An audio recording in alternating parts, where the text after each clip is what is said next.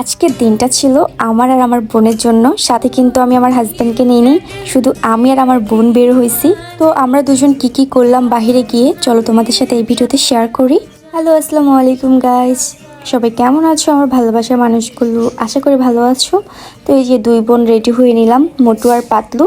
আমার বোন কিন্তু অত মোটু না, পারফেক্ট আছে। তারপর আমি জাস্ট এমনি মজা করি মোটু ডাকি। ও কিন্তু এত মোটু না, বাট একটা সময় মোটু ছিল, বাট এখন পারফেক্ট হয়ে গেছে মাশাআল্লাহ, অনেক কিউট লাগতেছে না?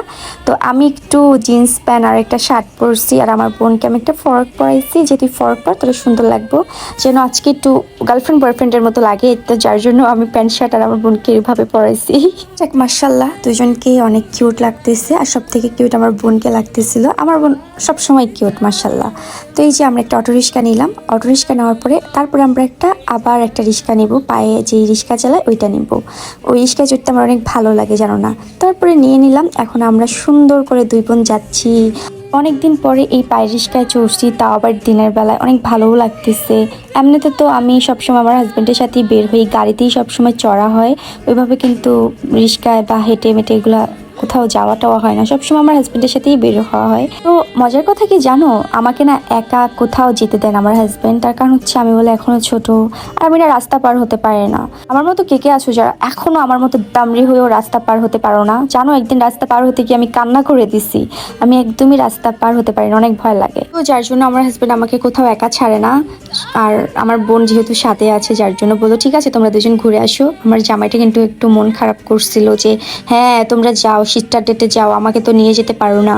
তারপরও তাকে রেখেই চলে আসছি যে তুমি একটু রেস্ট নাও, তুমি সারাদিনই কাজ করো, আজকে একটু রেস্ট নাও। তারপরে এই যে আমরা জিলাপির দোকানে আসছি, গরম গরম জিলাপি খাইতে।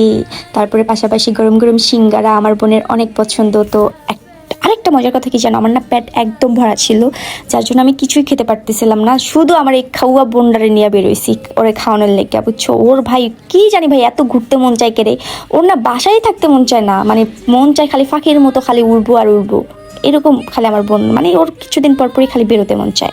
তো কিচ্ছু করার নেই, আজকে আমার বেরোনোর কোনোই মত ছিল না, শুধু আমার বোনের জন্য বের হইলাম। তো আমার বোনটা একটু বেশি খাবার পছন্দ করে, বুঝছো, বেশি খাইতে ভালো লাগে ওর। তো এই যে সিঙ্গারা ও খাইলো, তারপরে কি জানি বলে জিলাপি নিয়ে তারপরে আমরা আবার একটা রেস্টুরেন্টে চলে আসলাম। তার পাশাপাশি বিড়ালের জন্য খাবার নিয়ে রাখছি। তো এই যে আমার বোন, তাকে আমি বলতেছিলাম তুই মোটু, তুই আজকে খা সব কিছু, তোর জন্যই আমি খাবার অর্ডার করবো, আমার জন্য করব না, শুধু শুধু নষ্ট হবে। আমার পেট একদমই ভরা, তার মধ্যে আমি জানো 2টা জিলাপি খেয়ে ফেলছি। এত মজা জিলাপিগুলা ভাই, মানে কি বলবো, আমার এখন আবার খেতে মন চাচ্ছে ভাই। এত মজা, মুখে দেওয়ার সাথে সাথে মনে হয় যে আমি কোন দেশে যেন একটা হারাই জিতেছি। অনেক মজা ছিল জিলিপিগুলা। তোমরা কারা কারা জিলিপি পছন্দ করো অবশ্যই কিন্তু কমেন্ট করে জানাবে। আমার কিন্তু অনেক পছন্দ, কিন্তু প্রতিদিন খেতে পারবো না, মাঝে মধ্যে হঠাৎ করে খাইতে পারি। আজকে আমি অনেক দিন পরে জিলাপি খাইছি, যার জন্য আমার কাছে অনেক অনেক মজা লাগতেছে, যার জন্য আমি একটার পর একটা খাচ্ছি আর খাচ্ছি। তো এই যে দেখো, এই রেস্টুরেন্টটা খুবই ছোট আর অনেক কিউট, মানে ছোটোর মধ্যে অনেক কিউট।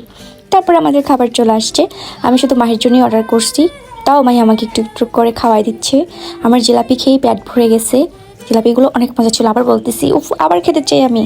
তো যাই হোক, আজকের দিনটা খুবই ভালো লাগছে, খুবই মজার ছিল। দুই বোন বসে বসে অনেক গল্প করছি, অনেক দুষ্টামি করছি, আর এই কিউট রেস্টুরেন্টটা আমার অনেক ভালো লাগছে, ছোটোখাটোর মধ্যে খুবই কিউট ছিল, খাবারগুলো ভালো ছিল। তারপরে যাই হোক, আমরা এখন বাসায় চলে যাব, সন্ধ্যা হয়ে গেছে। সন্ধ্যার আগেই আমাদেরকে বাসায় আসতে বলছিল আমার হাজব্যান্ড, কিন্তু তাও দেরি হয়ে গেছে। তো ভিডিওটা কেমন লাগলো গাইস অবশ্যই জানাবে, আর সবাই ভালো থাকবে। আল্লাহ হাফেজ।